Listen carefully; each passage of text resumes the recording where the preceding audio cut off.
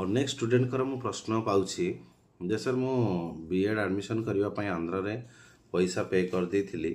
किंतु किछि more higher study बा अलगा किछि रीजन कारण मु डिस्कंटिन्यू करने को चाहूँगी एजेंट मो ओरिजिनल सर्टिफिकेट दौना मते पैसा फेरौ ना सिंपल कथा जो तुम से सीट रिजर्व कर दी कॉलेज को किसी पैसा एडवांस देते आपण लगी गोटे सीट बेकार हो से कॉलेज भी छाड़ ना से कॉलेज भी से एजेंट ठारू फुल पैसा नब जी तार फीस नवा कथा तेणुक एजेंट भी आपन को छाड़ ना आपन को फुल पैसा देवाक पड़ो कोर्स फीटा कि गोटे बाट झगड़ा करके आर्गुमेंट करके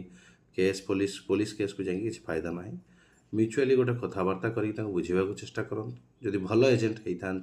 से बुझी जाती आपणकर सिचुएशन और हेल्प करती अन्य कौन बाट न थाए कहीं से गोटे सीट बेकार हो निहाती पैसा मागती।